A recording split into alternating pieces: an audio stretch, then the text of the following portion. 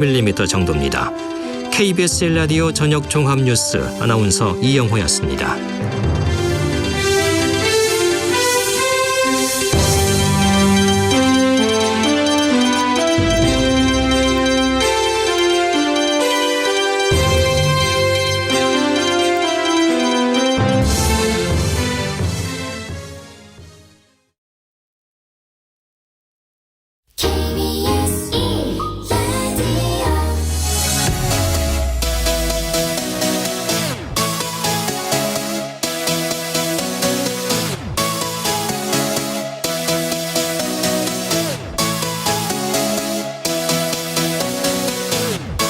KBS 열린 토론.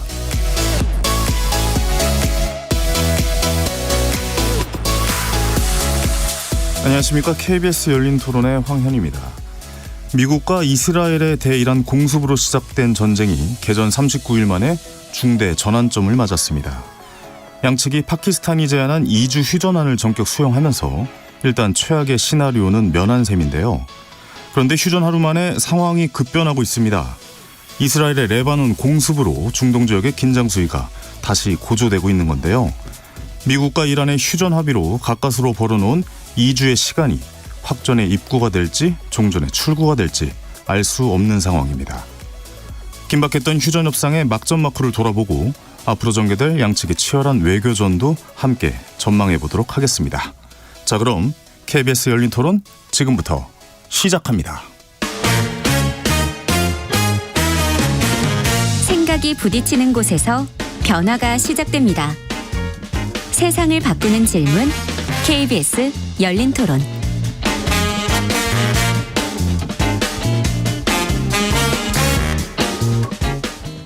네, 오늘 KBS 열린 토론 함께해 주실 두 분 전문가 소개해드리겠습니다. 미국과 국제정세 전문가시죠. 민정훈 국립외교원 미주연구부 교수님 나오셨습니다. 어서 오십시오. 예, 안녕하세요. 반갑습니다. 중동 전문가로 유명하신 분입니다. 박현도 서강대 유로메나 연구소 교수님 자리해 주셨습니다. 어서 오십시오. 네, 안녕하십니까. 반갑습니다.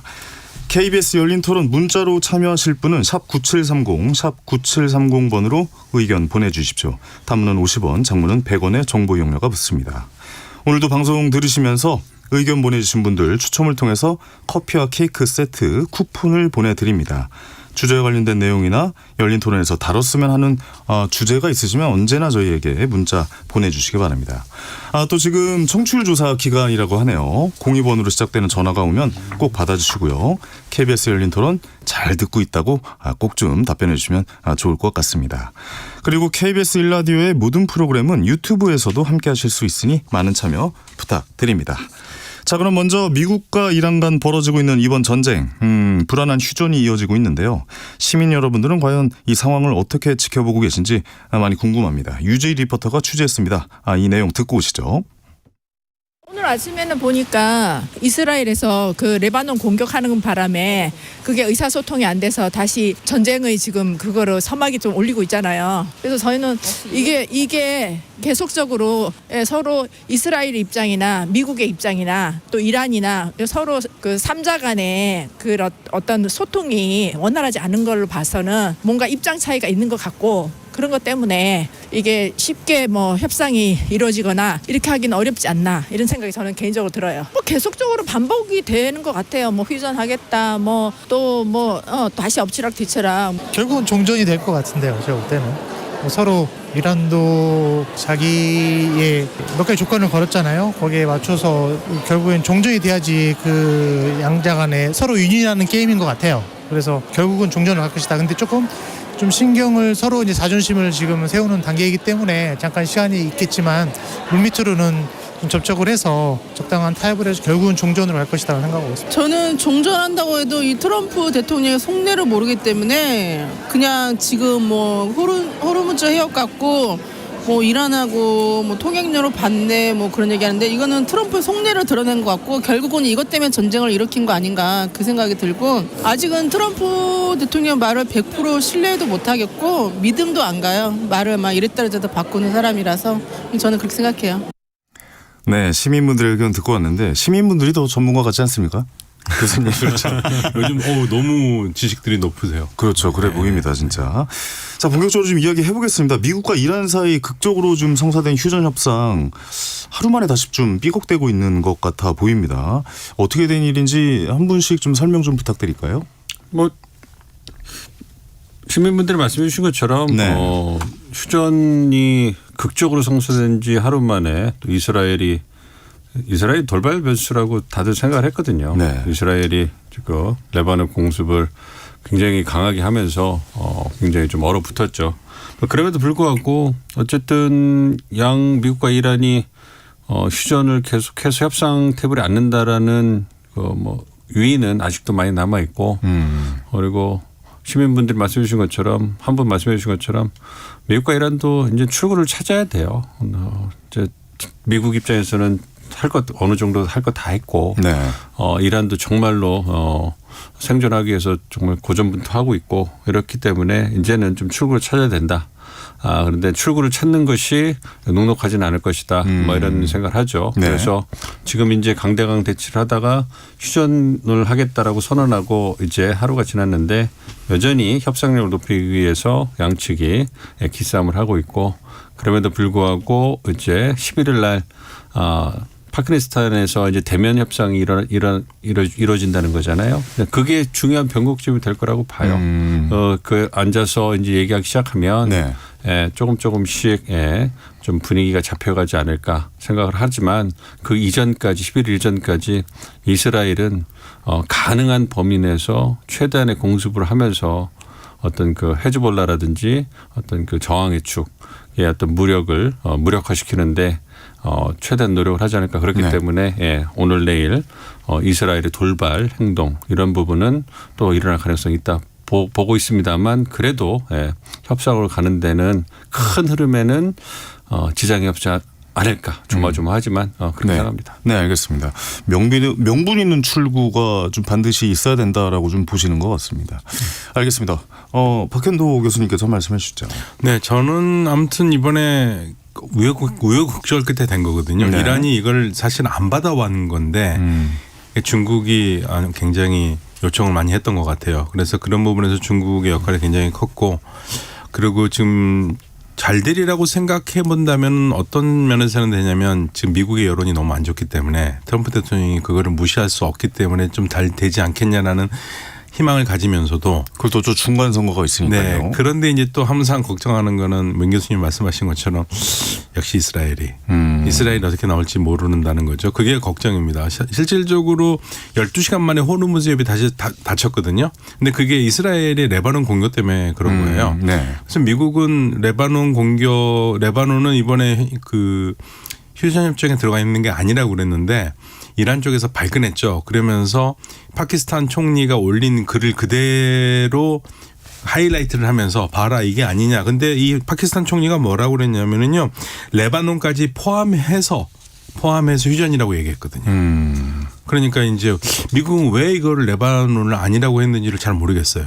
미국은 이스라엘을 통제할 수 없는 겁니까? 아니 할 수는 있는데 네. 이번 거는 좀 이상해요. 아니 분명히 만약에 그러면 파키스탄 총리가 거짓말했다는 것밖에 안 되거든요. 미국한테는 그렇죠. 레바논을 얘기 안 해놓고 트위터에 올릴 때는 레바논까지 포함해서라고 분명히 적어놨는데 왜 이렇게 됐는지를 참 이해가 안 갑니다. 그렇습니다. 아무튼 네. 이 부분이 조금 정리가 된다면 좀 괜찮아질 것 같아요. 알겠습니다. 휴전 발표 후에 가장 문제가 되고 있는 부분이 두 분께서도 말씀해 주셨지만 이스라엘의 레바논 공격인데요. 그러니까 이스라엘이 이번 휴전 합의에서도 뭐 동의하면서도 레바논은 좀 예외라는 기조를 유지를 하고 있는 겁니다. 이 기조를 유지하는 이유를 어디서 찾아봐야 될까요? 저는 저하고 이제 성일관 교수 종종 저희 둘이 항상 하는 생각을 했었는데요. 네. 이란 휴전은 돼도 레바논은 절대 안 될 것이라고 생각을 했어요. 왜냐하면 이스라엘한테는 이게 아주 굉장히 중요한 곳이기 때문에. 왜 그럴까요? 그 헤즈볼라를 장악하지 못하면 우리로 치면 휴전선 부근이에요. 휴전선 부근에서 도발을 계속하는데 그 부분을 장악하지 못하면 계속 공격을 받을 거기 때문에 거기는 무력화시킨다는 얘기거든요. 네. 그래서 궁극적으로 지금 공격하는 그 지역을 리타니강 남쪽을 적어도 3km에서 4km 정도는 병합을 하려고 하고 있기 때문에 공격을 계속할 거라고 본 거죠. 네. 그러면 이스라엘의 레바논 공습이 계속되면은 이란이 다시 미국과의 협상을 깰 수도 있는 이유를 좀 주는 거 아닙니까? 그렇죠. 깨기는 싫은데 깰 수밖에 없죠. 예, 그렇게 예. 되면. 그러면 계속 공습이 이어지면은 이란 입장에서도 왜 계속 공격해 이런 네. 생각을 할 수밖에 없잖아요. 예, 그게 걱정이에요. 사실 네. 이란도 깨고 싶진 않을 텐데 네. 그렇게 이스라엘이 계속하면 깰 수밖에 없죠. 깰 수밖에 없는 상황이 올 것이다. 알겠습니다. 호르무즈 상황이 사실 제일 변수입니다. 이란이 하루에 통과할 수 있는 선박을 10척으로 제한한다는 방안을 추진 중이라 하는데 이 호르무즈 완전 개방을 조건으로 사실 휴전이 성사된 건 아니잖아요. 그러니까 미국 입장에서는 이 부분이 민정훈 교수님 좀 자존심 상하는 부분이다라고 봐야 되는 겁니까? 뭐 협상 과정이라고 봐야죠. 그러니까 입장을 조율해야 되는 거고 양측이 원하는 것을 테이블에 올려놓고 그 부분에 대해서 오케이 얘기를 해보자 이렇게 들어가는 거니까 네. 이제 그 말씀하신 것처럼 호르무즈 해협을 통과할 수 있는 선박을 10척으로 제한한다. 뭐 이런 부분들도 네. 이제 레바논 상황 그리고 협상의 진행 상황을 반영한 거라고 생각을 하거든요. 그렇다면 이 얘기는 협상이 좀 더 이제 대미 협상이 시작되고 이제 양측이 이제 얘기를 하기 시작하면 그러면 이제 또 미국 측 요구도 있을 것이고 그 부분은 조정이 될 수 있다고 생각을 해요. 그리고 이 이스라엘 레바논 공습이 아예 이제 멈춘다고 보기는 어렵습니다만 가능성을 배제할 수는 없습니다만 제이드 벤스 부통령이 그렇게 얘기를 했거든요. 레바논 공습이 휴전 안에 포함된 건 아니지만 그래도 이제 그 미국 측이 얘기를 해가지고 이제 제한하도록 했다 뭐 얘기를 했기 때문에 아마 그런 부분에서는 이스라엘도 수위를 조절할 거라고 생각을 해요. 그러니까 그런 부분에서 레바논 공습에 대응하는 그 차원에서 호르무즈 해협에 대한 봉쇄 수위를 높였다면 그렇다면 그 부분이 좀 낮아지고 미국 측에 보다 더 어떤 그 강경한 입장이 나오고 확답이 나온다면 그렇다면 이 부분에 대해서는 또 호르무즈 해협은 좀 더 풀릴 수 있는 여지가 있는 거거든요. 네네. 뭐 그렇게 움직인다고 봐야 되기 때문에 그런 측면을 보고 협상의 시작이고 뭐 호르무즈 얘기만 하지만 지금 미국도 거의 가용 가능한 다 병력들을 다 여기다 집중시키고 있거든요. 그렇죠. 예. 그러니까 협상을 높이기 위해서 하는 거기 때문에 네.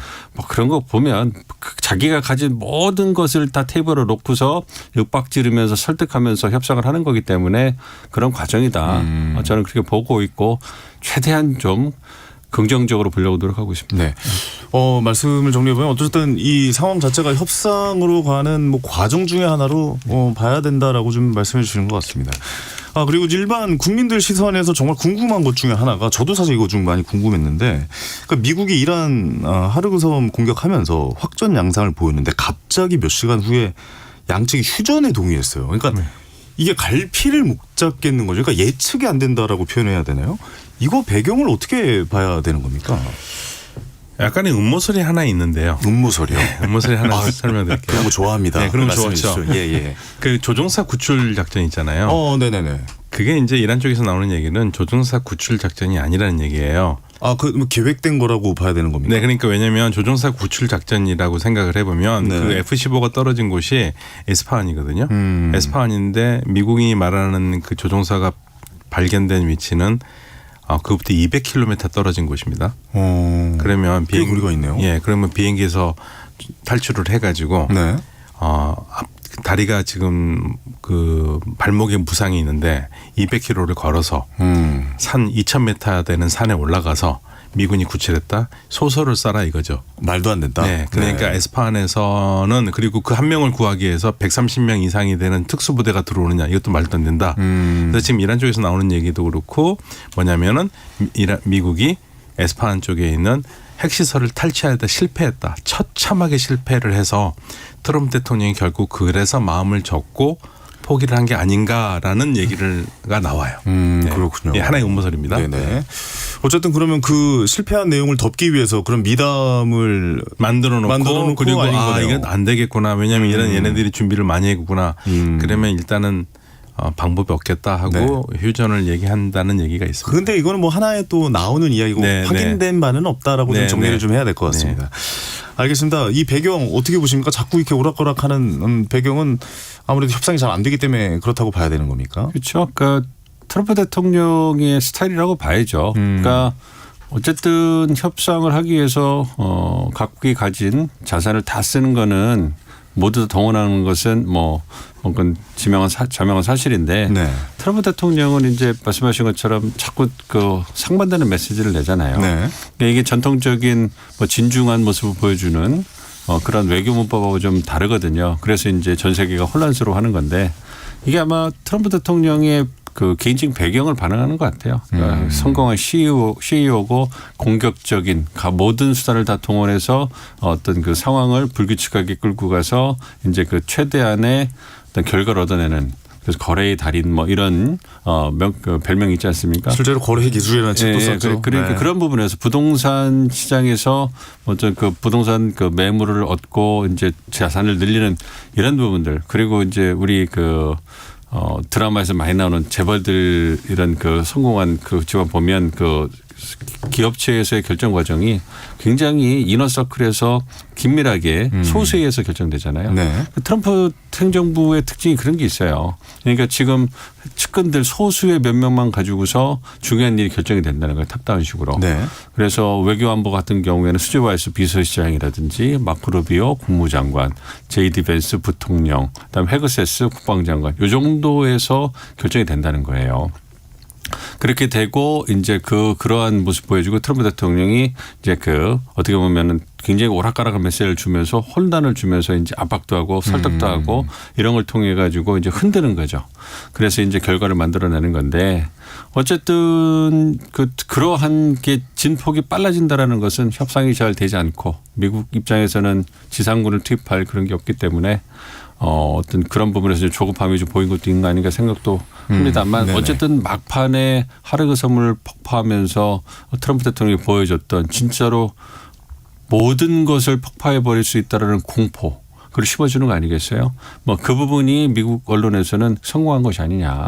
그러니까 극도로 공포감을 줘서 네. 이제 이란으로 하여금 협상장에 나오게 한 게 아니냐 이런 얘기도 하는데 이게 전통적인 문법이 아니고 어떤 그 초강대국 미국이 썼던 그런 방식이 아니기 때문에 그렇죠. 네. 상반된 평이 나오고 있는 겁니다. 트럼프 대통령의 방식인 거죠. 이거 우리 관세 때도 많이 느꼈던 거 아니겠습니까? 미치광이 전략이라는 얘기까지 나올 정도로 굉장히 혼란을 주는 상대방을 그런 이야기들을 많이 했던 것 같고 그 일각에서는 또 트럼프 대통령이 여러 차례 최후 통첩을 했는데 이게 더 이상 물러설 곳이 없어서 연기가 되고 이런 상황에서 그래서 파키스탄에게 휴전한 부탁한 거 아니냐 이런 이야기 나오던데 이것도 가능성이 있는 얘기입니까? 민 교수님? 가능성은 모르죠. 정확하게 말씀드릴 수 없지만 배제할 수는 없지만. 배제할 수 없다. 네. 네.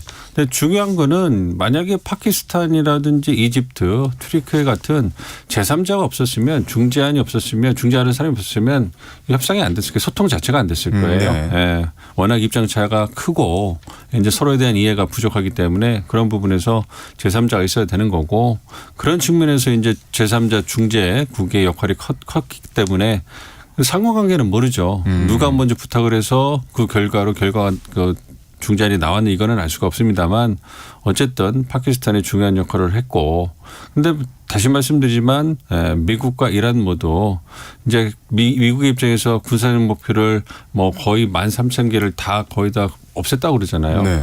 그러면 이란이 아무리 땅이 커도 군사시설을 생각했을 때 거의 모든 군사시설을 눈에 보이는 건 다 폭격했다. 이렇게 봐도 크게 무리는 아니거든요.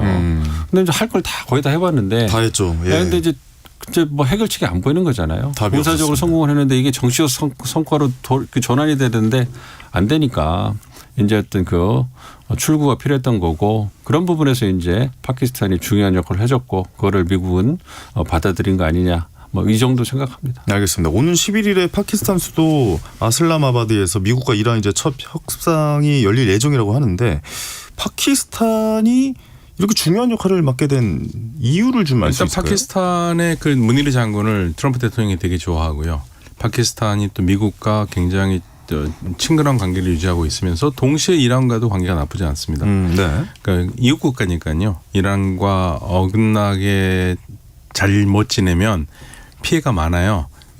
같은 소수민족 문제도 있고 네. 그래서 이란과 협력이 되고 그리고 파키스탄이 또 중국과 대화가 됩니다.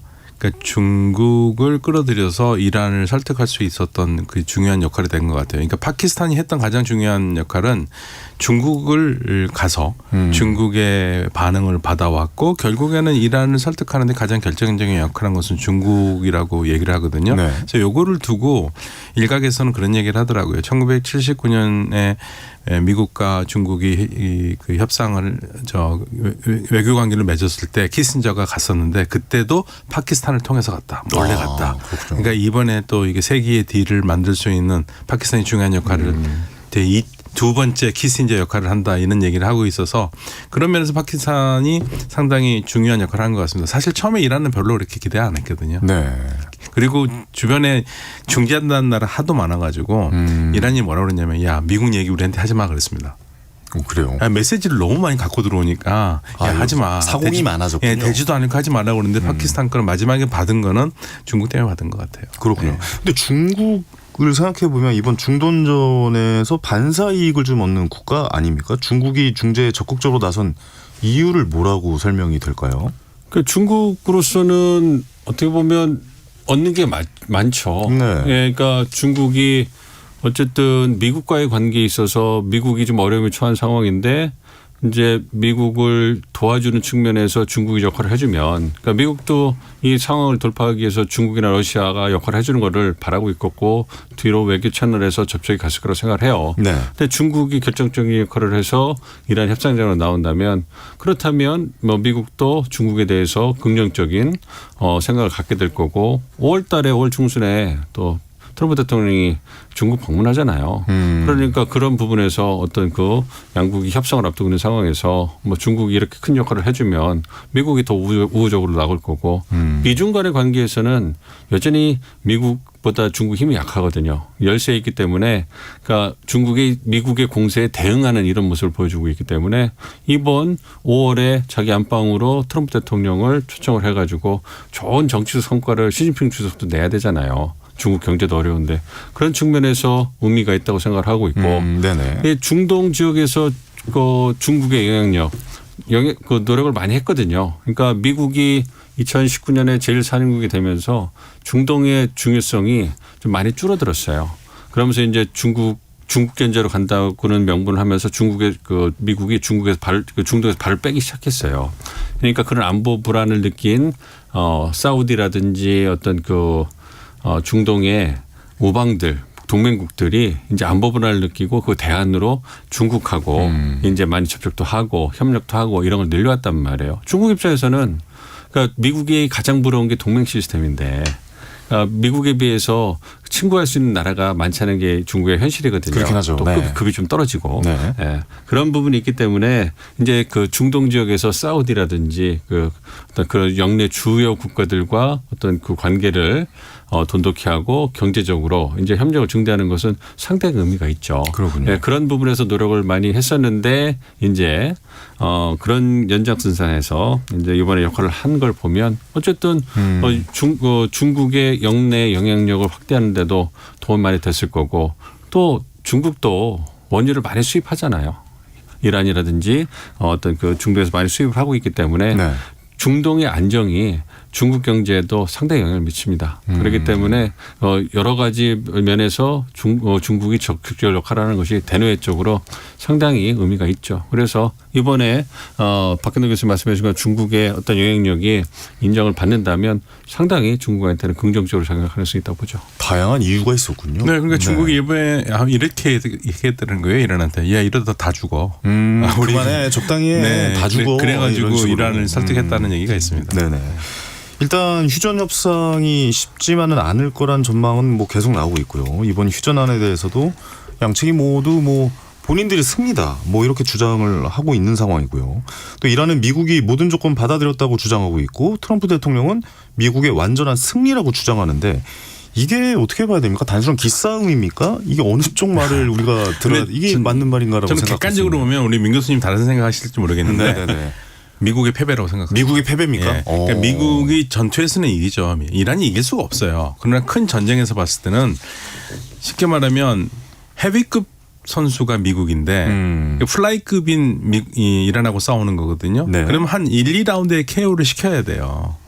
체급이 너무 차이가 나니까 빨리 끝내야죠. 예, 펀치를 적어도 5라운드 안에 끝내야 되죠. 근데 15라운드까지 상대가 끌고 온 겁니다. 그러면 판정승을 해도 미국이 이겼다고 하지만 결국엔 누가 미국이 이겼다고 그랬습니까? 이란이 이긴 거죠. 비기기만 해도 예, 이란이 버틴 거니까. 이긴 거라고 보시는 거군요. 네. 네네. 알겠습니다. 여기에 대해서 민정훈 교수님은 어떻게 보십니까? 미국이 완전한 패배라는 평가를 하셨는데. 그러니까 명분하고 실질적인 전쟁 결과를 좀 봐야 된다고 생각해요. 우선 우리 박근혜 교수님이 헤비급하고 플라이급 사왔다고 그러는데 네. 아이고 이란이 어떻게 플라이급입니까 교수님? 어느 정도 급입니까? 너무 급을 올려주시는데. 미들급은 됐지. 미들급은 된다. 네, 영대 페르시아 제국이 9천만의 그 천의 요새에 있는 이란을 네. 어떻게 베네수엘라급을 이렇게 격화를 시키십니까? 뭐 근데 어쨌든 명분에서 보면 이란이 이긴 거예요. 그러니까 예, 군사적 목표나 그러니까 미국 내에서 아직도 왜 전쟁을 시작했지? 무엇을 위해서 한 거지? 이거에 대해 답이 나오질 않아요. 행정부도 그렇고 미국 조회에서도 전문가들도 답을 하질 못해요. 정말로 가장 중요한 건 전쟁을 꼭 해야만 했는가? 그러니까 necessity of war라고 그러거든요. 전쟁이 이게 안 하면 안 된다. 미국의 즉각적인 안보의 이란이 즉각적인 안보의 벽이기 때문에 그거를 제거하지 않으면 안 된 그러한 불가피성이 있었느냐 이 부분에 있어서 네. 답을 못 하는 거예요. 그러니까 이란의 핵 역량이나 운반 수단, ICBM도 없고 그러니까 미국하고 이란은 멀리 떨어져 있잖아요. 수천 마일이 떨어져 있잖아요. 그러니까 이란이 미국에 대해서 안보 위협이 되려면 핵을 탑재한 ICBM을 가져야 되는 거예요. 근데 그게 없단 말이에요. 그런데도 전쟁에 들어간 거예요. 즉각적인 안보 위협이라고. 근데 그거에 대해 설득력이 없는 거죠. 그러니까 명분에서 증거예요. 그런 부분에서는 설득을 못 시키고 있고 그렇기 때문에 무엇라도 하나를 찾기 위해서 지금 우라늄 농축된 걸 갖고 와야 된다라고 지금 미국이 혈안이 돼 있다 이렇게 볼 수 있는 거고 그럼에도 불구하고 그러면 이란이 오롯이 이겼느냐 그건 아니라는 거죠. 어쨌든 전쟁이 이란에서 벌어졌고 미국의 어떤 그 막강한 그렇죠. 군사력 네. 때문에 네. 피해를 본 건 이란 국민이고 그러네요. 가까운 생명이 희생이 됐고 그다음에 그 이란의 소중한 자산들이 다 무너져 버렸어요.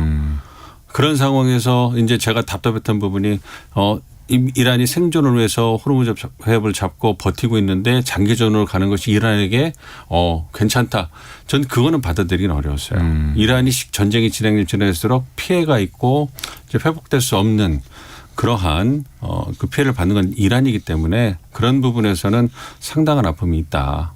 그러니까 미국이 명분에서 졌지만 어쨌든 중동의 역학을 봤을 때 미국의 우호적인 이란과 이스라엘과 사우디의 힘이 이란에 비해서 한동안 훨씬 더 클 거기 때문에 네. 이란이 재건되기 전까지는 그렇다면 미국에게 보다 우호적인 환경이 중동에 만들어지는 것이고 보다 적은 비용으로 그런 우호를 통해서 미국의 영향력을 중동에서 유지할 수 있기 때문에 그런 측면에서는 미국도 얻은 것이 있다. 이렇게 생각합니다. 그런 지점들도 한번 생각을 해봐야겠네요. 진짜 이란에서 전쟁이 나고 있는 상황이니까 민간의 피해도 발생하고 있기 때문에 어느 누구가 유리한 그런 고지는 아니다라고 좀 정리를 해볼 수 있을 것 같습니다.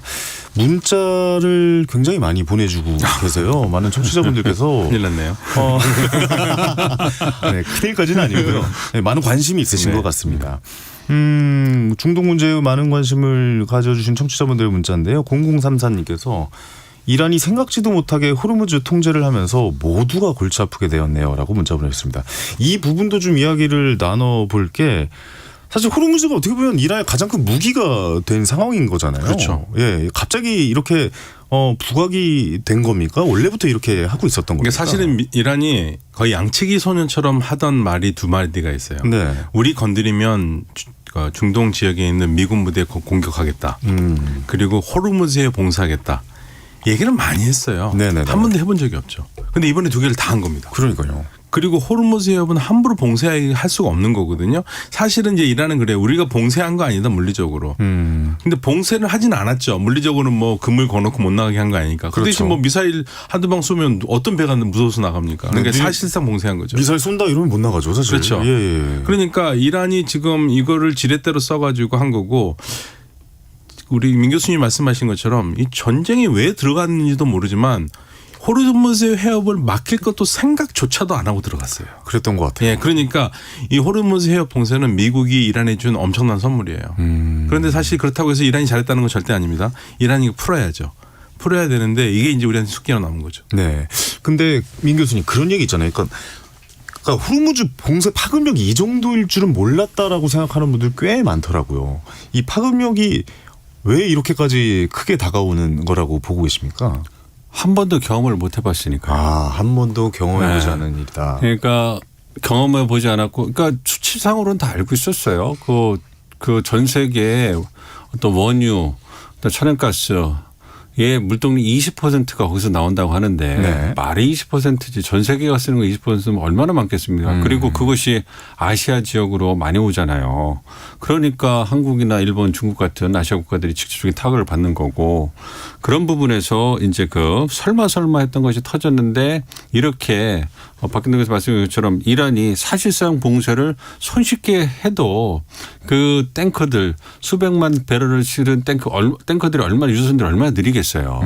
그러니까 보트 하나 타고 다니면서 거기에서 드론을 날리거나 아니면 미사일 하나만 아니면 쉽게 말하는 그 휴대용 이런 포만 들고 있어도 상당한 위협이 되는 거 아니겠어요? 그러네요. 그런 부분들을 이제 경험을 하면서 그리고 실제로 그 해협이 좁고 보니까 그리고 7개의 요새의 이란에 어떤 그 미사일 그 전력이 가 있으니까 실제로 그 어떤 모든 국가들의 군함이 못 들어오잖아요.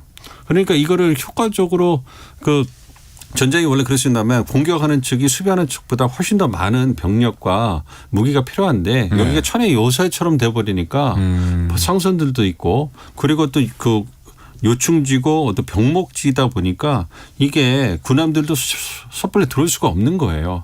이러다 보니까 이게 생각했던 것보다 훨씬 더 파급력이 크다는 걸 이제 이번에 전 세계가 깨달은 거죠. 그러니까 한 번도 가보지 않은 길을 의도치 않게 가다 보니까 이게 파급력이 굉장히 큰 것이 아닌가 생각하죠. 그런 것 같습니다. 박현우 교수님 근데 그러면 앞으로 호르무즈 해협에 이제 이렇게 파급력이 크다는 거 우리가 알았잖아요. 이란은 더 잘 알고 있을 거고요.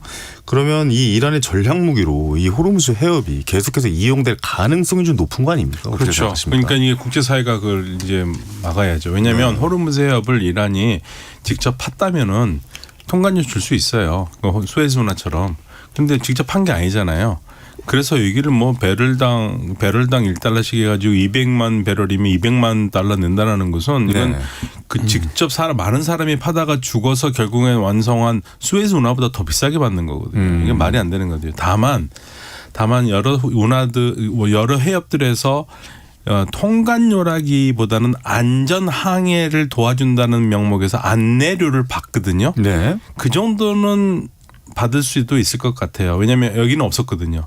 우리가 그 원유를 수입해오는 말라카 해협도 있고요.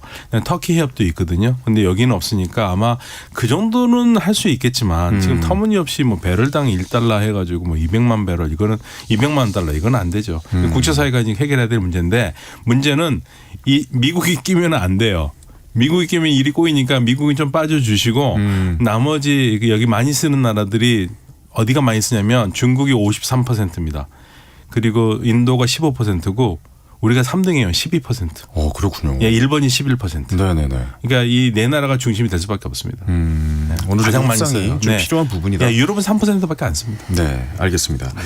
그렇다면 호르무즈 해협의 미국의 입장도 궁금합니다. 트럼프 대통령 발언이 좀 의미심장하긴 했어요. 그러니까 미국이 호르무즈 해협의 통행 정체 해소를 도울 것이고 큰 수익을 만들어 갈 것이다.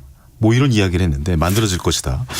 이거 전 의미가 해석이 좀 어려워요. 어떻게 보고 계십니까, 민 교수님? 진짜 미국을 바라보고 있는 사람 입장에서는 정말로 당혹스러운 부분이에요. 이게 좀 제일 당혹스럽긴 합니다. 진짜 이게 어쩌다가 미국이 이걸 또 수익으로 연결시키네요. 그래서 전쟁을 일으켜가지고 문제를 만든 사람이 만든 국가가 이 부분에 대해서 해결을 하려는 것이 아니고 그거를 국제사회에 떠넘기는 것만도 끝나는 게 아니라 아닙니다만 미국과 이란이 함께 해가지고 거기서 수익을 창출한다? 이게 참 그 뭐라고 말씀드리기 좀 어려운 부분입니다. 물론 이제 아니니까 실현될 가능성은 없다고 생각해요. 일부에서 그런 얘기도 하세요. 실제로 미국이 거기에서 통행료를 거둔다면 그거를 이제 미국 정부가 받아들이고 국내적으로 써야 될 거 아닙니까? 그러면 이제 의회의 반대가 상당할 거다. 이거를 미국 국민들은 어떻게 받아들일 거냐. 그리고 또 다른 분들 말씀하시는 게 이게 저쪽 안쪽에 호르주 해역 안쪽에 이제 미국의 오함대가 있다. 그러면 미국 오함대가 나올 때마다 그 돈 내고 나올 거냐. 중국은 어떡할 거냐. 뭐 이런 부분들. 그래서 저는 그 통행료라는 것보다는요. 아까 박현돈 교수님 말씀해 주신 것처럼 뭐 도선사가 타서 이제 그 인도해 주는 것처럼 그런 부분에 대해서 인정을 금액이 훨씬 작겠죠 하든가 아니면 그런 부분은 있을 것 같아요. 이번에 이란이 어쨌든 전쟁으로 인해서 상당히 많은 경제적 피해를 봤으니까 이 미국과의 협상을 통해서 국제 제재를 풀고 그다음에 그 동결된 자산을 풀어야 된다고 봐요. 중장기적으로는. 이제 이란이 빨리 그 국제사회 일원으로 돌아와야 되니까 그런 부분이 있는데 단기적으로 좀 어려우니까 이제 주요국들이 이제 위로금은 줄 수 있지 않냐 한 번에 많이 고생을 했으니까 한 번 주고 이제 풀어라. 이렇게 그런 부분들은 어떤 그 국제 펀드의 어떤 그런 거라든지 인도주의적 차원에서 주는 건 할 수 있거든요. 뭐 그런 부분은 또 할 수 있기 때문에 저는 미국이 그 정도 얘기했으면은 그냥 끄덕끄덕 했을 건데 거기 더 나가서 큰 금액 하니까 저는 그래서 다르게 생각해 본 건 그거였어요. 이란의 석유를 진짜 트럼프 대통령이 노려서 호르무즈 해협에서 그 이란의 석유를 왔다 갔다 하는 부분에 미국이 어떤 형태로든 관여를 해서 이제 그 정상화가 되면 그 부분에서 이제 트럼프 대통령이 에너지 패권 측면에서 큰 그림을 가진 것이 아닌가 굳이 긍정적으로 생각해 보려고 했습니다. 네, 알겠습니다. 박 교수님 어떻게 보십니까? 그러면 이란이 결국 미국의 제안을 이런 제안들을 받을지 아니면 호르무즈 해협 통제권 계속 주장하는 이란과 또 이를 막으려는 미국 이 결론은 어떤 방향으로 흘러갈지가 좀 궁금하긴 하거든요. 일단 이건 다시 이제 국제사회 문제로 올려놔야 돼요. 이걸 해주기 시작하면은요 이제 모든 나라들의 문제가 됩니다. 우리도 하겠다라고 나서겠죠. 그럼요. 그리고 지금 오만 봐보세요. 오만 얼마나 착합니까? 오만 자기네는 돈 안 받는다고 그러잖아요. 그렇죠. 예. 그러니까 이거는 나중에 이란이 이걸 계속 고집한다면 이란을 지지했던 심적으로 지지했던 사람들도 이건 아니지 하고 다 돌았을 거기 때문에 전 세계가 이란의 공적이 됩니다. 바보 같은 짓이죠. 네네. 저는 건들 거라고 봅니다. 그렇게 무리하게 진행하진 않을 것이다라고 보고 계시는군요. 민 교수님은 이게 정리는 어떻게 될까요? 이 부분은. 저도 박현돈 교수님 말씀에 전적으로 동의를 해요. 같은 의견이시죠. 네, 그래서 일전에 다른 이제 그 우리나라에서 이제 외국으로 나가는 영화 방송이 있는데 거기서 제가 일부러 작정하고 가서 이 문제에 대해서 그 얘기를 했어요. 한국에 봉익임선달이라는 그 스토리가 있다. 이란이 지금 그래서 과거에 예전에 영화도 나왔지만 대동강물을 꼭 프리인 공짜인 그 대동강물을 비상금 돈 주고 팔아먹은 사람이 있다. 이란이 지금 그걸 하려고 하고 있다. 그러니까 말도 안 되는 거다. 국제법 위반뿐만 아니라 그거는 나쁜 선례를 남기는 거기 때문에 국제사회가 전혀 받을 수 없다. 그렇기 때문에 그런 부분에 있어서 이란이 현실적인 선택을 해야 될 거고 그렇지 않으면 이란이 국제사회를 적으로 돌릴 것이다. 그런 선택을 이란같이 외교적으로 뛰어난 나라가 하지 않을 것이다. 뭐 이렇게 하고 마무리를 졌거든요. 그렇기 때문에 저도 국제사회가 나서서 이 부분에 대해서 해결해 주는 게 가장 적절하다고 봅니다. 이란도 너무 무리한 제안을 하지는 않을 거라고 보고 계시는 거군요. 네, 알겠습니다. 2836님과 홍순옥님께서 문자로 파키스탄의 수도는 이슬람아바드입니다 라고 보내주셨는데요. 맞습니다. 제가 아슬라마바드라고 했군요. 야, 이렇게 청취자분들이 대단하십니다. 정확하게 지적해 주시지 않습니까? 너무 문자 보내줘서 감사하고 그렇게 저희가 수정해서 다시 말씀드리겠습니다. 수도는 이슬람아바드라는 거 다시 정정해서 말씀드리도록 하겠습니다. 자, 잠시 로고 듣고 와서 2부로 찾아뵙겠습니다.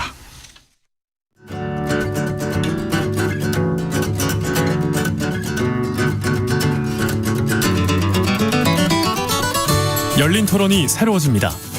정치, 경제, 사회, 문화까지 MC 황현희와 함께 모든 것에 물음표를 던지겠습니다. 세상을 바꾸는 질문 KBS 열린 토론.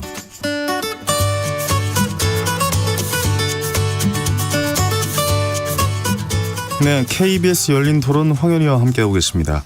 미 이란의 불안전한 2주 휴전 전망해 보고 있는데요. 스튜디오에 박현도 서강대 유로메나 연구소 교수, 민정훈 국립외교원 미주연구부 교수 두 분과 함께 이야기 나누고 있습니다. 다음 주제 이어가기 전에 청취자 여러분들의 문자 잠깐 소개해 드리겠습니다. 관심이 많으십니다. 역시 3894님께서 중동 전쟁이 이번 휴전 기간만이라도 우발적 공격을 멈추고 종전이 되도록 노력했으면 좋겠네요 라고 문자 보내주셨습니다. 그렇습니다. 모두의 마음이지 않을까라는 생각이 들기도 합니다. 0419님 전쟁이 끝나게 된다면 파키스탄의 노력이 크다고 생각되네요 라고 문자 보내주셨습니다. 어떻게 보세요? 파키스탄의 노력이 크다고 봐야 되는 겁니까? 이번 종전 하면 만약에? 그렇죠. 네. 파키스탄이 어쨌든 중요한 역할을 했고 네. 말씀드린 것처럼 미국과 이란 같이 이렇게 적대적으로 붙은 그 두 나라가 처음에 마주하기 굉장히 어렵거든요. 그럼 누군가는 제3자 역할을 해줘야 된다. 물론 이제 박근혜 교수 말씀해 주신 것처럼 그 뒤에 중국이 있다. 이 부분도 이제 저희가 고려해야 되겠습니다만 어쨌든 어떤 그 앞에 나서서 가시적으로 역할을 해준 부분이 있기 때문에 네. 그 부분에 있어서 파키스탄의 존재감이 굉장히 좀 부각이 됐고 네. 그러니까 파키스탄이 얻은 것은 자국의 안보뿐만 아니라 국제적 위상이 상당히 높아졌잖아요. 그렇죠. 네, 그런 부분에서 파키스탄이 역할이 중요했고 얻은 것도 많다 이렇게 네. 생각합니다. 중국이 잘했다고 생각을 해야 됩니까? 아니면 파키스탄이 이번 전쟁에 만약에 휴전이 된다면 역할이 컸다고 봐야 되고 뭐 생각해야 아무튼 됩니까? 판을 깔아준 건 파키스탄이니까요. 네. 그 점은 높게 평가해줘야 되고요. 근데 이란을 설득할 수 있는 능력이 있는 나라는 러시아하고 중국인데 그 중국을 해줬으니까 네. 다행이죠. 그렇군요. 네. 많은 생각을 할 수 있는 문자 보내줘서 감사하고요. 0419님, 김순희님께서 트럼프 대통령이 자꾸 말 바꾸고 해서 참 믿을 수가 없네요. 라고 문자 보내줬습니다. 저도 미국 주식에 투자할 때도 있고 그런 거 공부할 때도 있고 그런데 굉장히 심란해질 때가 많습니다. 가끔 가다가 혼란스럽고 야 말이 또 바뀌었구나 또 이런 말을 한다고 막 그렇게 생각했던 기억이 나서 잠깐 말을 좀 보태봤습니다. 심경영님께서 봉이 김선달이 아니라 봉이 이란이 될 지경입니다. 라고 또 이렇게 센스 있게 문자 보내주셨습니다. 7252님 최고의 전문가분들이 토론해 주셔서 너무 유익합니다. 계속해서 잘 듣겠습니다라고 저에게 또 문자 보내주셨습니다. 박현도 교수님, 민정우 교수님과 함께하고 있습니다. 두 분 역시 이런 국제 정세의 문제 최고의 전문가시고 오늘도 유익한 토론이 되고 있는 것 같습니다. 자, 계속해서 청취자 여러분의 많은 참여 부탁드립니다. 문자 샵 0973 맞나요? 샵 0793인가요? 예. 저희 문자 보내주시면은 저희가 계속 소개해드리도록 하겠습니다. 토론 이어가겠습니다.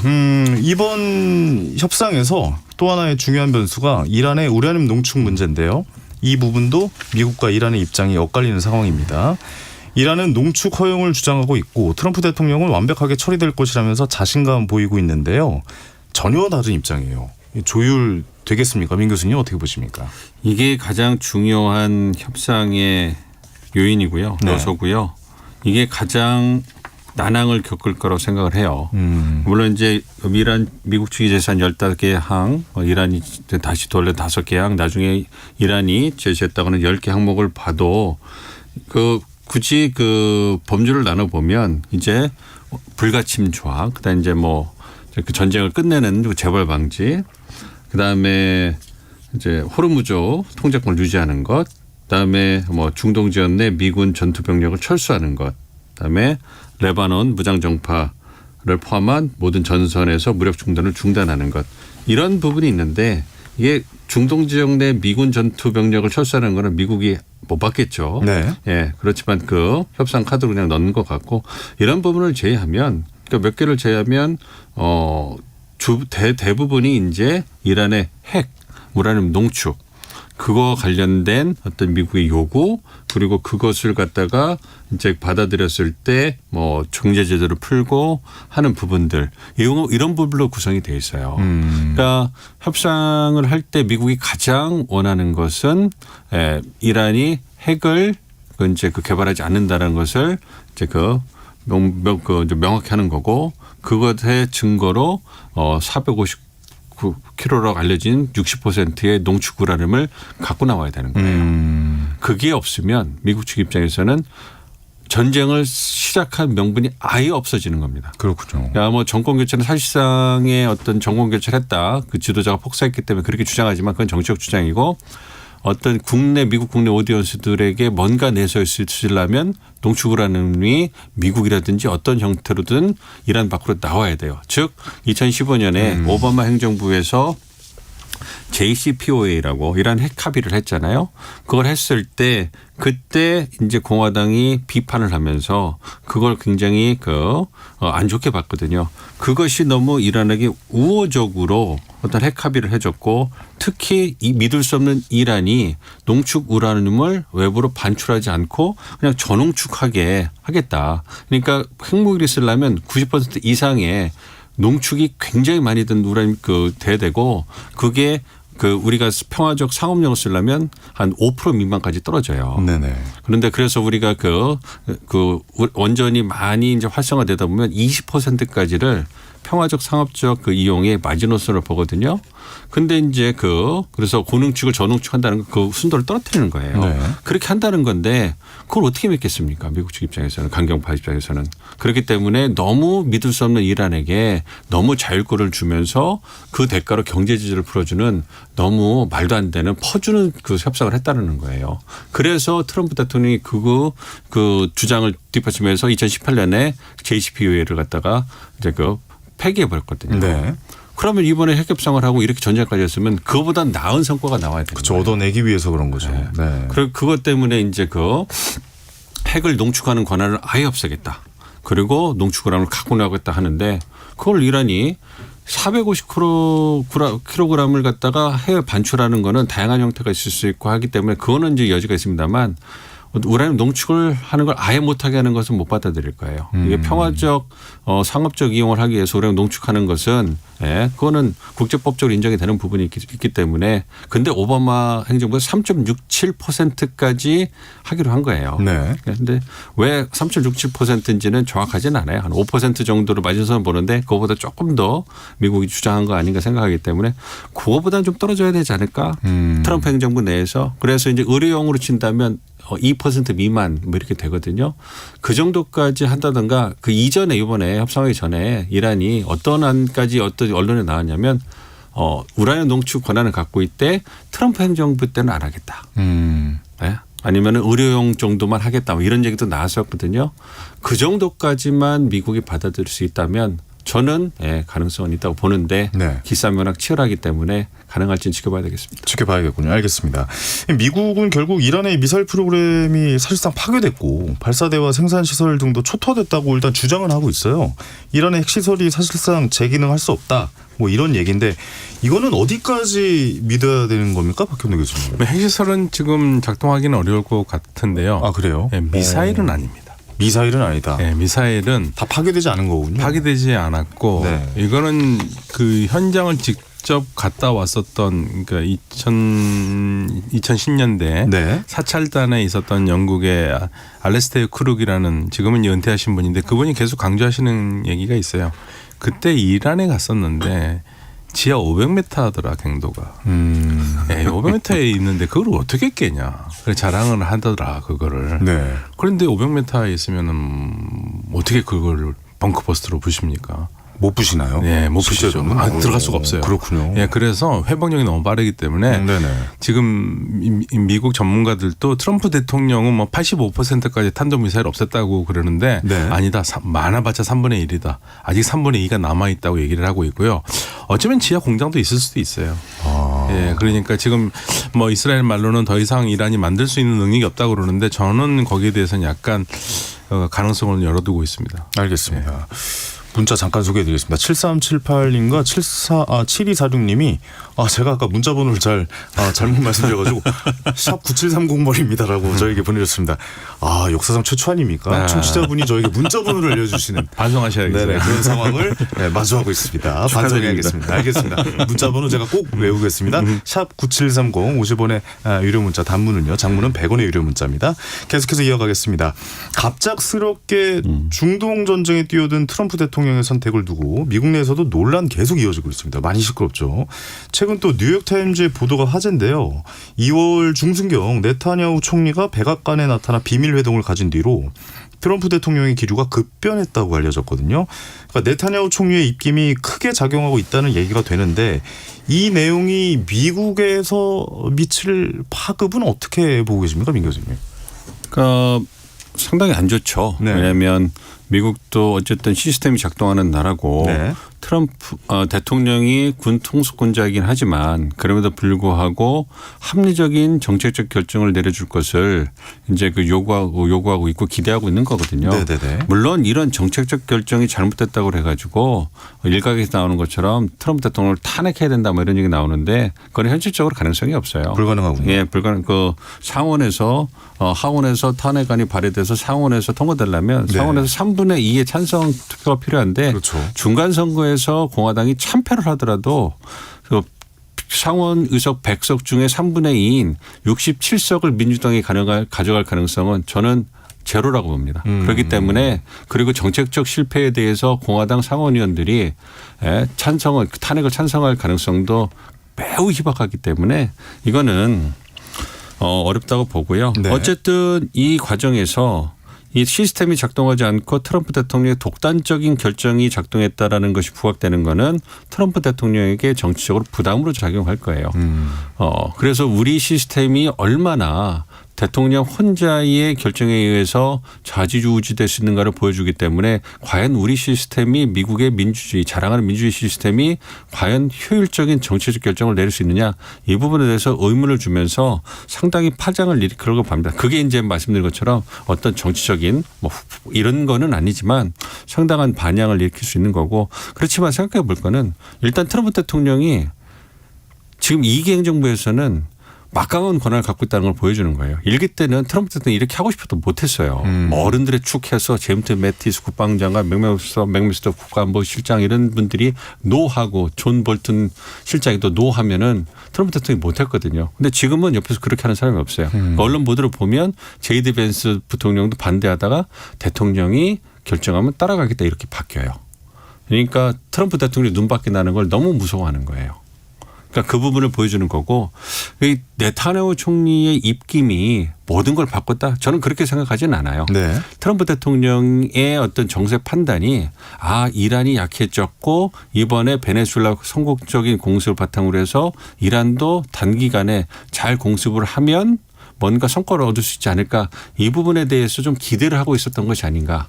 그렇기 때문에 언론 보도 나오는 것처럼 네타냐후 총리가 브리핑했던 그런 어떻게 보면 허점이 많은 그러한 계획과 효과에도 불구하고 트럼프 대통령이 그걸 긍정적으로 받아들이면서 결정한 거기 때문에 그래서 그런 부분이 결정된 거기 때문에 그러니까 네타냐후 총리의 그것이 마지막 총매는 됐지만 네. 어떤 트럼프 대통령의 어떤 그 긍정적인 이란을 때렸을 때 갖고 올 긍정적인 뭔가 위대한 이란 문제를 해결한 위대한 대통령이 될 수 있다라는 그러한 판단이 작동한 것이 아닌가 생각하고 있기 때문에 그러한 부분을 정말로 잘 알고 치밀하게 준비한 게 네타냐후 총리이기 때문에 그 부분에서 좀 소름이 끼치기도 하죠. 알겠습니다. 그렇다면 이스라엘이 이란 공격하려는 목표가 정확하게 뭔지 좀 이해가게 설명해 주실 수 있을까요? 이스라엘이 원하는 거는요. 네. 가장 좋은 거는 이란 정권이 바뀌어서 새로운 정권이 이스라엘에게 우호적인 그런 정권이 들어서는 게 가장 원하는 거예요. 네네네. 그래서 가장 가능하다면은 어떻게 해서든지 정권을 넘길 수 있는 정제 작업을 해서 못 넘기더라도 시위대가 넘길 수 있게 하는 거. 원래 첫 번째 목표가 그거였습니다. 모사드가 얘기했던 게 지금 이란이 약해져 있고 지도부를 제거하면 국민들이 시위를 하는데 성공할 수 있도록 모사드가 작동을 할 수 있다라는 얘기를 듣고 시작을 한 거거든요. 그런데 결론은 그렇게 안 난 거죠. 그렇죠. 예. 너무 오히려 전쟁이 장기화돼가고 장기화됐고 예. 그리고 이란 사람들이 지도부가 사라졌는데도 시위할 생각을 안 했던 거죠. 그러니까 이게 이제 실패한 거거든요. 그런데 아마 트럼프 대통령을 그렇게 열심히 설득했던 것 같아요. 당신이 이렇게 하면은 정말 역사에 남는 대통령이 될 수 있다. 어떤 대통령이 이란을 이렇게 좌절시킬 수 있느냐. 이걸 했던 거고 그러니까 트럼프 대통령이 전쟁에 들어갔었을 때 네타냐후 총리가 한 말 있지 않습니까? 40년의 꿈이 이루어졌다고. 네타냐후 총리는 이란을 가장 위험한 존재로 봤거든요. 그래서 이란이 이스라엘이 보기에는 실존적인 위협이에요. 그런데 거기엔 또 이란도 한몫을 한 게 네. 그냥 이스라엘이 싫으면 그냥 속으로만 싫고 밭으로 얘기를 안 하면 되는데 그래도 노골적으로 그걸 얘기를 해왔고 그러니까 사실은 예를 들면은 그 이란과 이스라엘의 축구팀이 월드컵 결승전에 올라가잖아요. 네. 그럼 누가 우승하겠습니까? 이란이 이기지 않을까요? 이란이 이깁니까? 네. 아니면 이스라엘이 우승합니다. 오. 일단 둘이 결승전에 올라가잖아요. 이란이 먼저 결승전에 올라온 상태에서 이스라엘이 올라오잖아요. 네네. 그럼 이란 기권합니다. 아 그래요? 네. 그리고 네. 이스라엘이 결승전에 올라가 있잖아요. 네. 4강전에서 집니다. 안 올라갑니다. 왜냐하면 이스라엘 자체를 인정을 안 해요. 이건 정말 몰랐네요. 금메달 결승전에 가서도 선수들이 안 올라가요. 그래서 그런 유명한 얘기가 있습니다. 레슬링 선수가 레슬링을 하고 있는데 지금 그 다음 상대가 이스라엘 선수로 결정됐거든요. 네네. 그 레슬링 선수가 이기고 있는데 코치가 네. 계속 치면서 빨리 져라. 예, 그래서 져요. 선수가. 그래서 막 국제 스포츠 협회에서도 막 이란을 계속적으로 제재하고 그랬거든요. 네네네. 그게 이란이 이스라엘을 다스리는 법이었어요. 그러니까 너무 노골적으로 그랬고 그런 나라가 핵무기를 갖는다고 그러면 뭐 이스라엘 입장에서는 끔찍한 거잖아요. 그러니까 어떻게 해서든지 이란을 주저앉히려고 노력을 하는 거죠. 네. 이런 국제적인 전체적인 이해하는 방향이 있었군요. 그 스포츠 경기에서도 이런 게 드러날 정도면 엄청 아니 상대는 안 합니다. 아직 그림자 취급. 굉장히 골이 깊었군요. 네. 알겠습니다. 그렇다면은 그 이야기도 좀 한번 이렇게 해볼게요. 그 트럼프 대통령이 네타냐후 총리의 이란 정권 붕괴 시나리오에 일단 동조를 하고 있는 거죠. 지금은 분위기상. 근데 지금은 이제 조금 동력이 떨어졌죠. 동력은 많이 떨어진 상황이고.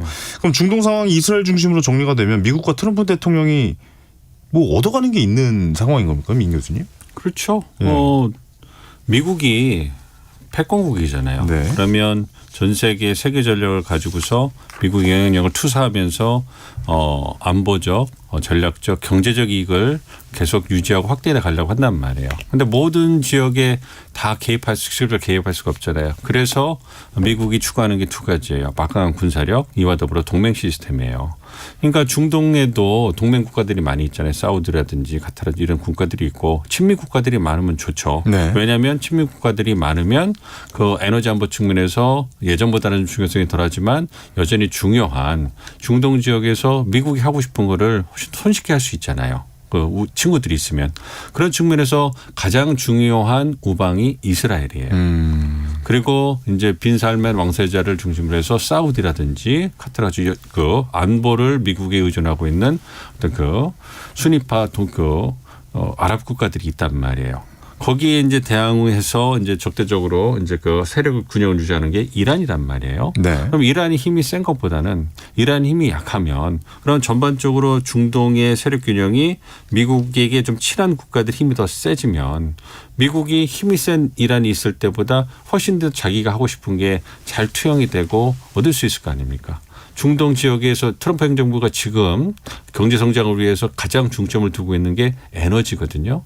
그러니까 미국 최대의 뭐 그 데이터 센터를 짓는다, 원전을 짓는다, 뭐 이런 걸 하고 있단 말이에요. 네. 그러면 막대한 물과 전기가 필요한데 전기가 중요하잖아요. 그래서 에너지 패권이 중요하다. 이것이 다음 세대를 위한 어떤 그 황금알을 잡기 위한 가장 중요한 준비가 에너지다 이렇게 보고 있단 말이에요. 에너지에는 좀 넓게 됩니다만 그리고 중동 지역에서 에너지가 그 트럼프 행정부가 특히 화석연료 에너지, 석유, 천연가스, 약간의 양질의 석탄 이걸 중심으로 하고 거기다가 부족하니까 원전까지 한단 말이에요. 어쨌든 화석연료 에너지가 중요하니까 그렇죠. 네. 산유국들하고 잘 지내야 되잖아요. 네네. 근데 제 주요 산유국이 미국, 러시아, 사우디인 거예요. 그리고 이제 그 이란도 상당히 많은 그 석유와 천연가스가 묻혀 있고 만약에 그런 국가가 미국한테 우호적으로 온다고 생각해 보세요.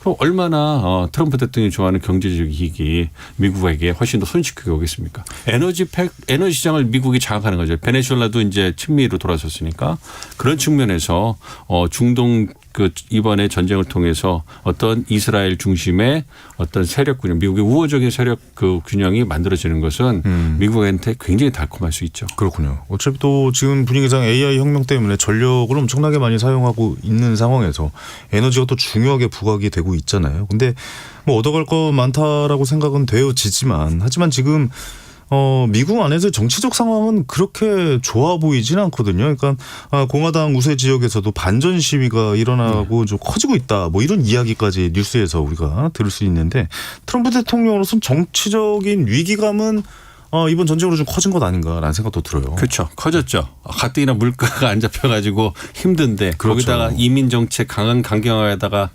미네폴리스 미네소타 주에서 백인 2명이 살해당하면서 여론이 정말 안 좋아졌거든요. 그런 측면에 있다가 이제 이란 전쟁이 장기화되면서 네. 물가가 또 올라가면서 자기가 자랑해왔던 그런 에너지 가격까지 올라가니까 거의 이제 그 국내적으로는 굉장히 어려운 상황에 몰린 거죠. 그러니까 트럼프 대통령 전쟁을 빨리 끝내야 돼요. 그러니까요. 빨리 끝내야 되는 거고 네. 그 필요성이 있는 거고 그래서 전쟁이 지금 빨리 끝난다면 그러니까 4월, 5월 그러니까 11월이 중간선거잖아요. 네. 11월에 중간선거면 상반기 안에까지만 전쟁의 어떤 흐름을 끊고 이제 하반기 들어서 이제 미국 경제라든지 미중 관계라든지 이런 쪽으로 분위기가 돌아가면 네. 그렇다면 지금 전쟁이 끼친 부정적인 영향을 최소화할 가능성이 있어요. 6개월이나 좀 남아있기 때문에. 그렇기 때문에 트럼프 대통령은 빨리 전쟁을 끝내고 출구를 찾아가지고 어디로 가야 되냐면 베이징으로 날아가야 되는 거예요. 아, 그렇군요. 베이징 날아가가지고 정상회담 하면서 네. 성과를 천안문에 서가지고 자랑을 해야 되는 거예요. 전장의 성과가 이렇게 있었다. 네. 그러니까 미중의 성과도 있었다라고 네, 그게 선언하는 있었고 거군요. 그래서 대두도 팔았고 농산물도 팔았고 에너지도 이렇게 팔아서 내가 미국 소비자들을 위해서 이만큼의 노력을 했습니다. 성과가 필요하고 그 시진핑을 만난 다음에 김정은을 또 만나는 거예요. 만나가지고 이란에서 생각보다 얻지 못한 거를 깜짝 이벤트를 통해 가지고 뭔가 또 퍼포먼스를 보여주면 뭔가 피스메이커로서 역할을 한 것 같아 보이잖아요. 그렇군요. 뭐 그런 부분이 있으니까 네, 빨리 알겠습니다. 네, 교수님 말 들어보니까 전체적인 이 전쟁의 그림이 그려진다라고 좀 말씀을 드릴 수 있을 것 같습니다. 박현도 교수님이 보실 때는 어떠십니까? 국제 문제 좀 이야기 좀 해봐야 될 것 같은데 미국과 동맹 관계를 이렇게 나라들이 관계도 좀 궁금합니다. 그러니까 미국이 나토 탈퇴를 언급하고 있고 한국과 일본을 향해서도 뭐 지금 뭐 서운하다 뭐 이렇게 좀 이야기하고 있는 상황인데 좀 청구서를 좀 내민다고 표현을 해야 될까요? 그런 상황도 발생할 수 있지 않을까요? 그럴 수도 있을 것 같다는 생각은 많이 합니다. 일단 네. 청구서를 아마도 중동 국가들한테 낼 것 같아요. 들고 오겠죠. 왜냐하면 BBC에서 페르시아 방송으로서 연결됐던 게 네. 오만에서 이거를 제일 먼저 저널리스트가 얘기를 한 거거든요. 굉장히 신빙성 있게 트럼프 대통령이 그 아랍 중동 국가들에게 하는 말이 야 전쟁 계속 할 거면 5조 달러를 내고 멈추려면 2.5조 달러를 내라는 거예요. 이게 어마어마한 돈입니다. 그러네요. 예, 그거를 그러니까 중동 국가들에게 부담시킬 가능성이 있기 때문에 중동 국가들도 지금 굉장히 불쾌한 상황이죠. 왜냐하면 중동 국가들이 이번에 보니까 미국이 도와주는 게 하나도 없거든요. 미사일 날라오는 거 하나도 못 맞고 네. 그 미군 기지가 있는 게 이게 우리 중동 국가에서 있는 게 아니라 이스라엘에서 있는 게 아니냐 이런 회의감도 나오고 그러다 보니까 지금 아직 확인된 건 아닙니다만은 사우디아라비아도 미국 무기 더 이상 안 사겠다. 그리고 카타르도 미군 기지에 대해서 논의를 해봐야겠다라는 얘기가 지금 심심찮게 나오고 있어요. 얼마나 현실화될지 모르겠지만 네. 그러나 확실한 것은 중동 국가들이 이번에 느낀 게 있습니다. 자주국방하지 않으면 안 되겠다. 예, 큰 변화가 하나 생기고요. 그리고 이제 우리가 살아왔던 세상이 참 좋았던 세상이었다는 걸 요즘 많이 느끼죠. 미국이 주도한 자유주의 세계가 이제는 더 이상 없다라는 게 절망적이고요. 그렇죠. 미국이 국제 경찰로서의 역할을 해줬었는데 이젠 더 이상 아니다. 네, 올 초에 그 캐나다 총리가 다보스 포럼에서 한 말이 저는 너무 충격적이었어요. 우리 중견국끼리 서로 힘을 합치지 않으면 우리가 네. 강대국의 메뉴판에 오른다. 이 말이요. 무섭네요. 그냥 뭐 베네수엘라라든지 네. 평소에 반미 국가들의 그 지도자들이 했단 말이냐면 뭐 그럴 수 있겠다 하는데 그 말을 캐나다 총리가 했다라는 게 이 세상이 바뀐 거예요. 캐나다한테도 계속 미국이 합치자. 들어와라 미국으로 뭐 이런 얘기 계속 하니까요. 제 캐나다 친구들이 미국 얘기 좀 안 했으면 좋겠다고 저한테. 너무 스트레스를 해요. 미국 얘기 나오는 것도. 근데 세상이 이렇게 변했습니다. 세상이 좀 변해가는 게 느껴지는 것 같아요. 미국의 역할이 많이 좀 달라지고 있다라고 우리가 생각을 할 수 있는 그러니까 시점이긴 이게 해요. 달라지는 게 그냥 트럼프 대통령의 특징이기만 바라는데 이게 지금 트럼프 대통령 다음도 크게 다를 바가 없다라는 비관적인 이야기들이 나오니까 이제 전부 다 각자 도생을 할 수밖에 없는 상황이 되는 거죠. 그러네요. 근데 또 그런 거는 있지 않습니까? 민 교수님이 또 미국 전문가시니까 예전보다는 미국이 그래도 그렇게 막 너무 세 보이지는 않는다라는 생각도 좀 들기도 하거든요. 이번 전쟁에서는. 왜냐하면 전쟁이 좀 계속 길어지고 있고 미국의 마음대로 풀리지 않는 정황상의 이유를 좀 우리가 볼 수가 있잖아요. 어떻게 생각을 해야 됩니까? 트럼프의 미국 우선주의가 나오는 것도요. 미국의 힘이 예전 같지 않기 때문에 그렇다고 보고 있어요. 힘이 정말로 세다면 네. 세계 정찰 안 할 이유가 없잖아요. 그렇죠. 군사력도 세고 경제력도 세서 다 여유가 있으면 할 텐데 예전엔 그게 가능했었어요. 막강한 군사력을 뒷받침하는 경제력이 있었고 돈을 풀어도 충분히 경제 성장을 통해 가지고 그거를 이제 극복해낼 수가 있었고 연방 정부의 재정 적자도 그렇게 크지 않았고 그랬는데 네. 이제 2000년대 들어서 두 개 전쟁도 하고요. 금융위기도 오면서 미국이 경제로 힘들어졌어요. 그거에서 지금 극복하는 단계이기 때문에 예전처럼 그렇게 많이 개입하고 돈을 쓸 수가 없는 상황이에요. 그러니까 영향력 유지해야 되겠고 돈을 쓸 수 없으니 어떻게 해야 되겠습니까? 친구의 도움을 받아야 되겠죠. 네. 그래서 바이든은 보조금을 줄 테니 그리고 더 이 말을 이쁘게 하면서 보다 역할을 더 해달라, 기여를 더 해달라 하는 거고 트럼프는 팔을 비트는 거예요. 그 얘기는 미국이 처한 경제적, 전략적, 정책 상황이 변하지 않으면 동맹에게 보다 많은 역할과 기여를 바라는 그리고 자기의 이익을 보다 우선시하는 그런 기조는 바뀌기 어렵다는 거예요. 그렇기 때문에 박현도 교수님 말씀해 주신 것처럼 누가 다음 대통령이 돼도 이러한 그 우선주의를 하는 강대국으로 변모하는 미국의 기조를 바꾸기는 어려울 거다. 이렇게 나오고 있는데 그 부분에 저도 많이 공감하고 있기 때문에 씁쓸합니다. 네, 알겠습니다. 자, 이렇게 국제 정세가 빠르게 돌아가고 많이 변해가고 있다라고 생각이 되는데 이제 우리가 좀 중요하지 않겠습니까? 우리는 어떤 자세를 취해야 이런 상황들을 잘 타파할 수 있을까요? 교수님 어떻게 보십니까? 사실은 이제 미국이 동맹관이 달라졌잖아요. 네. 트럼프 대통령 동맹관은 능력이 있느냐, 그 능력으로 우리 미국에 도움이 되느냐, 이 두 가지만 보거든요.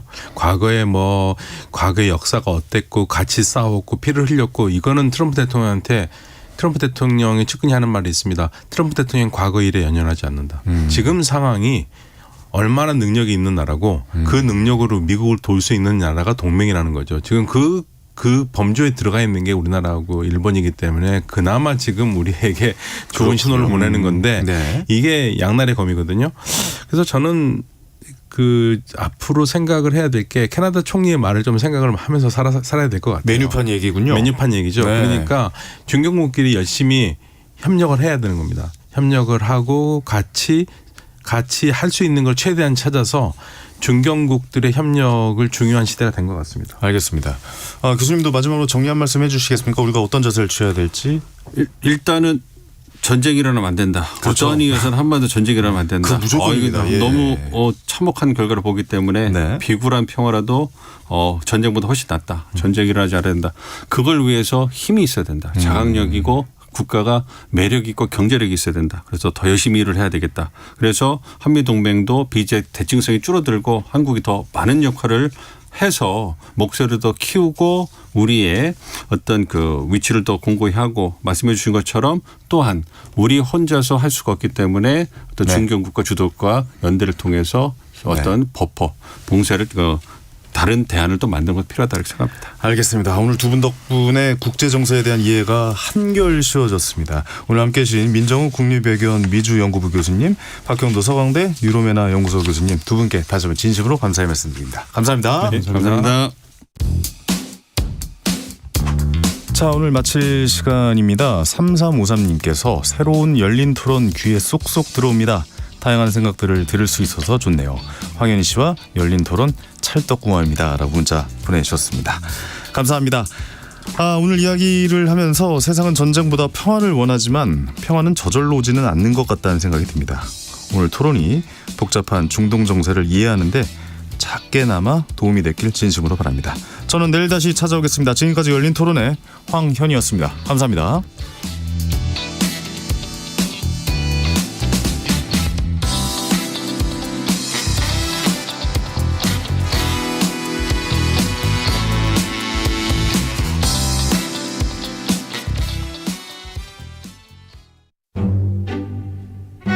안녕하세요. 21개월 딸 테리를 키우고 있는 엄마 강예나입니다. 일단 남편이랑 사이도 더 좋아진 것 같아요. 이제 테리가 있으니까 서로 그냥 웬만한 것들은 다 이해를